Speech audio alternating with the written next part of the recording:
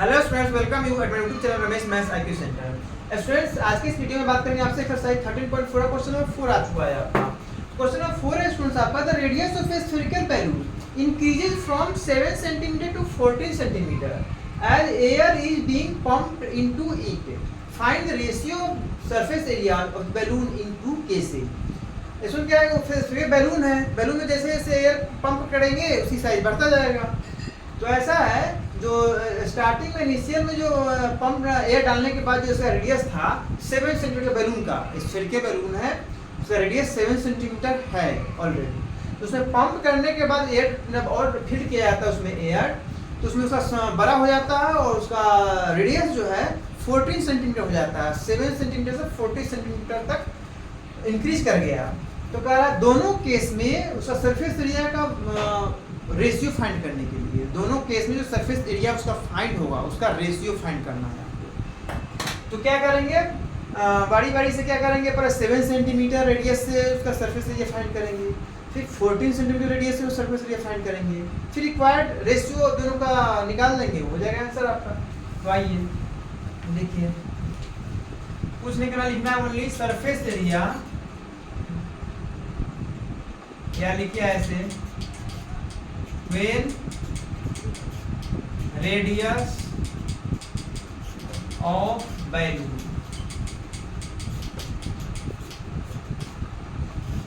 radius of balloon bracket में लिखिए r is equal to 7 centimetre. ठीक है, when radius of balloon r is equal to 7 centimetre, then क्या होगा, surface area of balloon, surface area of balloon वो क्या होगा students, 4 pi r square, 4 pi r square, 4 into 22/7 into 7 centimetre का square, 4 into 22/7 into 7 centimetre into 7 centimetre, 7 7 cancel हो गया, 22 4 जा 88, 88 में 7 से मल्टीप्लाई कीजिए, 7 8 जा 56 का 6 कैरी 5, 7 जा 56 5 61, क्या है, सेंटीमीटर है, सेंटीमीटर स्क्वायर। दूसरा क्या है, when radius of balloon R equal to 14 centimeter, then surface area of balloon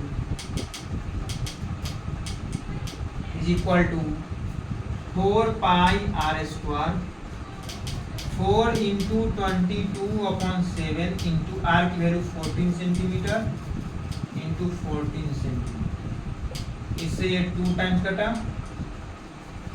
तो 22 4 जाए 88, 20 14 2 जाए 28, 8 8 64 का 4 कैरी 6, 8 8 जा 64 6 70, 2 8 जा 16 का 6 कैरी 1, 2 8 जा 61 70, 4 6 4 2, तो 2 4 6 4 सेंटीमीटर स्क्वायर, दोनों का सरफेस एरिया फाइंड हो चुका है स्टूडेंट्स।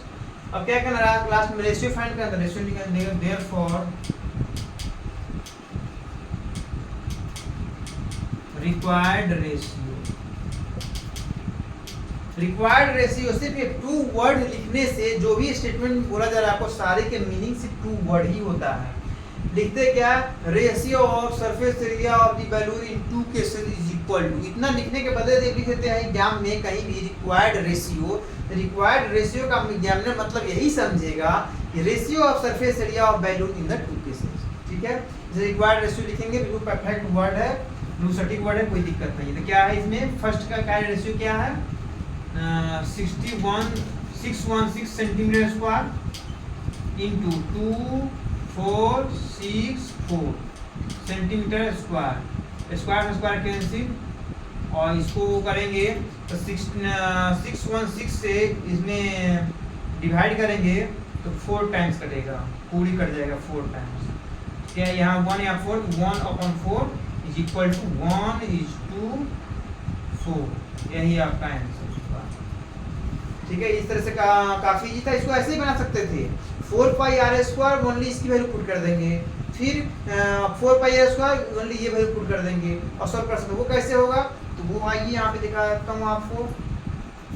ये देख लीजिए यहाँ तक कोई दिक्कत नहीं है, सोल्यूशन तैयार हो चुका है।